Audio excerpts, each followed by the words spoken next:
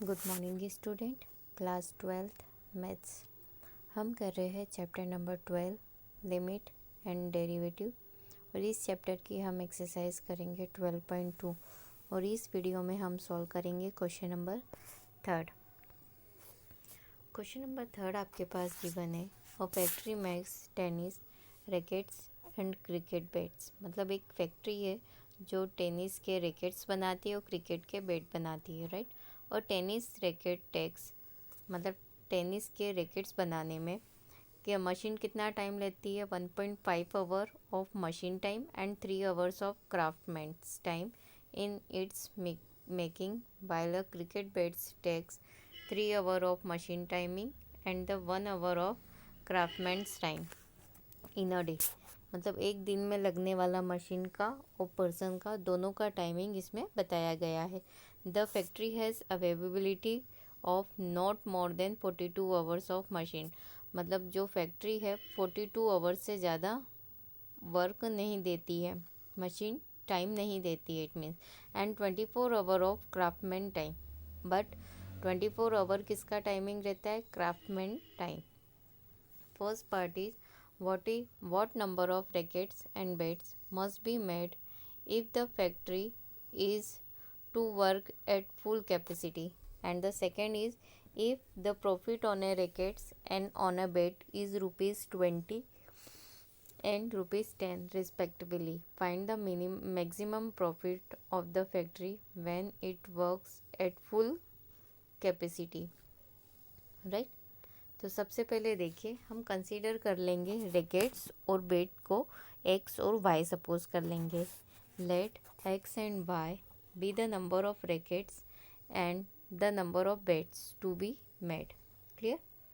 Given that the machine time is not available more than 42 hours. मतलब 42 hours से ज़्यादा नहीं। हैंस यहाँ पे ये 1.5 है टोटल, 1.5 एक्स, उसको आप पास पास लिख लेना। तो इक्वेशन क्या बन जाएगी? 1.5x plus 3y less than are equals to 42। मतलब इससे ज़्यादा टाइम नहीं देती है। क्लियर। 1.5 plus 3 hour. क्लियर। तो same as it is 1.5 plus 3y less than are equals to 42। Equation number first. Also given that the craftsman time is not available for more than 24 hours. मतलब 24 hours से ज़्यादा तो craftsman भी timing नहीं देते हैं। तो इसलिए यहाँ पे क्या आ जाएगा? 24। और यहाँ पे कितना आ जाएगा? 3x plus Y less than are equals to 24। The factory is to work at full capacity. Hence मतलब दोनों इक्वेशन को आप एक साथ लिखेंगे। ये जो हमारा 1.5x है, यहाँ पर भी क्या है? 1.5x plus 3y equals to 42। 3x plus Y equals to 24, right. Calculation करा, दोनों को सॉल्व करा। किससे सॉल्व करा? एलिमिनेशन मेथड से, right.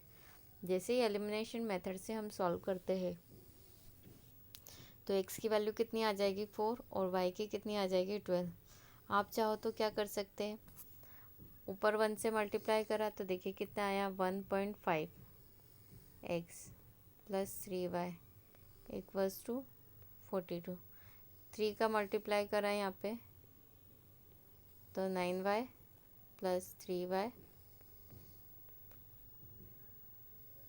72 divided by minus sign करा तो ये कैंसिल, कितना आ जाएगा? 0 माइनस का 30। 9 में से 1.5 माइनस करा तो कितना आया? माइनस का 7.5। यहाँ पे x है, x माइनस से माइनस कैंसिल, कितना हो गया? 5 6 जा 30, 5 1 जा 5,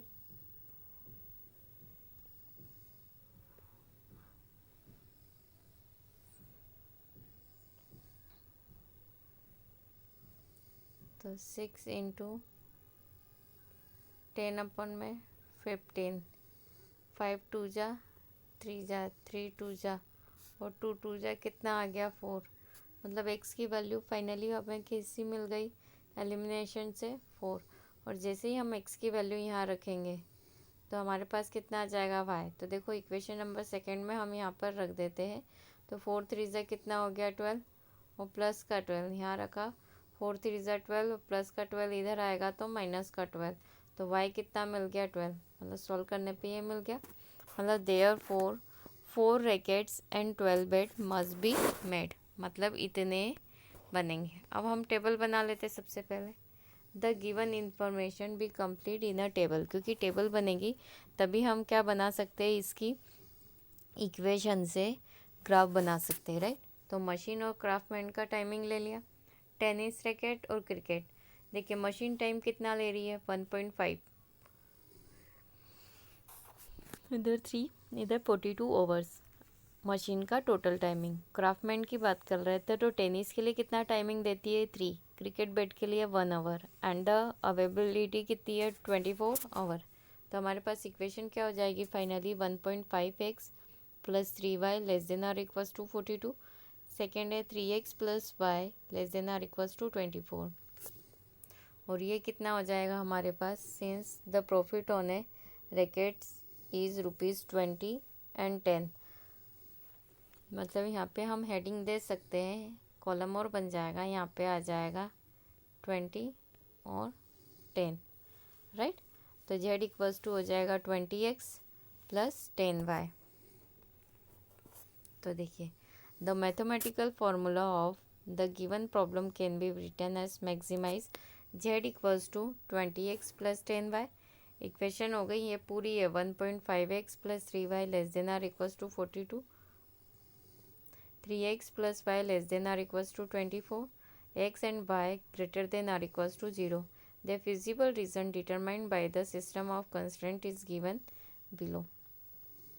तो सबसे पहले आप देखिए, ये आपने एक्स एक्सिस ले लिया, ये वाई एक्सिस ले लिया, क्लियर।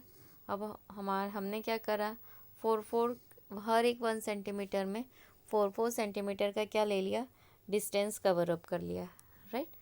तो सबसे पहले हम सॉल्यूशन देख लेते हैं इस इक्वेशन के। एक्स की प्लेस पे हम क्या करते हैं, सबसे पहले क्या ले लेंगे 0, राइट।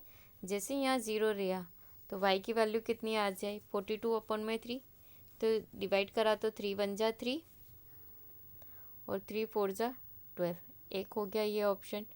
अब x की प्लेस पे अब हम क्या ले लें,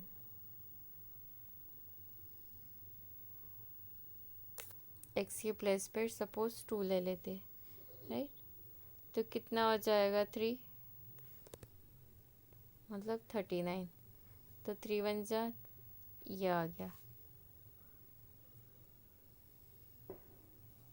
0 14 2 और 13 पहली वाली इक्वेशन के। तो देखो 0 14 ही आ जाएगा 12 और 16 के बीच में, 2 और कितना आ रहा है 2 और 13, तो यहाँ पे 0 और 4 के बीच में 2 और 13, मतलब यहीं कहीं आएगा। इन दोनों पॉइंट को मिलाते हुए हमने ये लाइन ड्रॉ कर दी, राइट, ये स्ट्रेट लाइन, और यहाँ पे इस इक्वेशन का हमने नाम लिख दिया, क्लियर। एक लाइन ड्रॉ हो गई आपकी। अब सेकेंड इक्वेशन से हम क्या निकालेंगे, सेकेंड सॉल्यूशन, मतलब दूसरी वाली इक्वेशन के सॉल्यूशन। ये हमने अगेन बनाया, एक्स की प्लेस पे हम क्या ले लेते हैं 0, तो वाई कितना मिल जाएगा 24।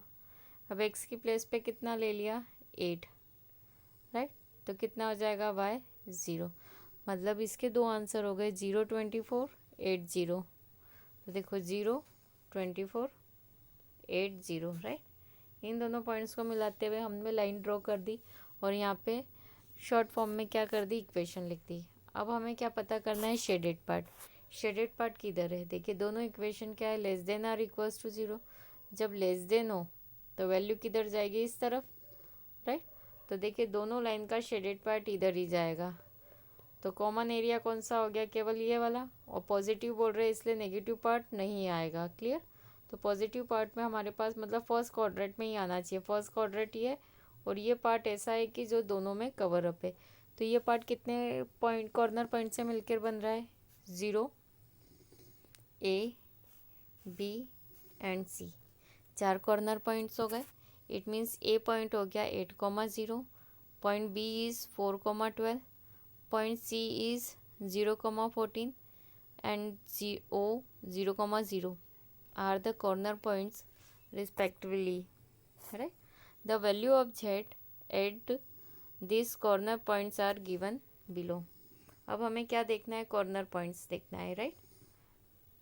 कॉर्नर पॉइंट्स की क्या दे के रखा है, इसमें एक फाइंड करना रह गया अपना 0 0 के लिए, राइट।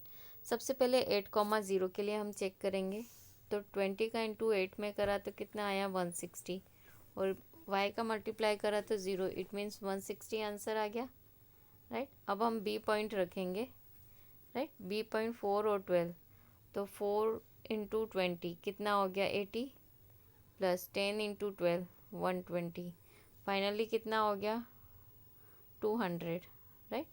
फिर 0 14, तो कितना आ जाएगा 140, और 0 0 रखा फोर्थ पॉइंट, तो कितना आ गया 0।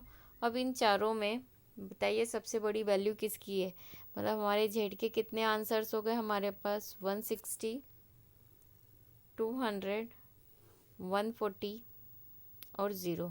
तो इन चारों में सबसे बड़ा आंसर किसका आंसर है 200। 200 क्या है हमारे लिए सबसे बड़ा आंसर, मतलब इस टेबल में सब क्या लिख देंगे कॉर्नर में, मैक्सिमम, राइट। तो हम लिखेंगे मैक्सिमम वैल्यू कितनी है 200 है, और कौन से पॉइंट पर है, बी पॉइंट पर है 4,12। तो हम आंसर कैसे लिखेंगे, therefore the maximum profit of the factory when it works to its full capacity is ₹200, और ये हमारे लिए क्या हो गया आंसर। Thank you.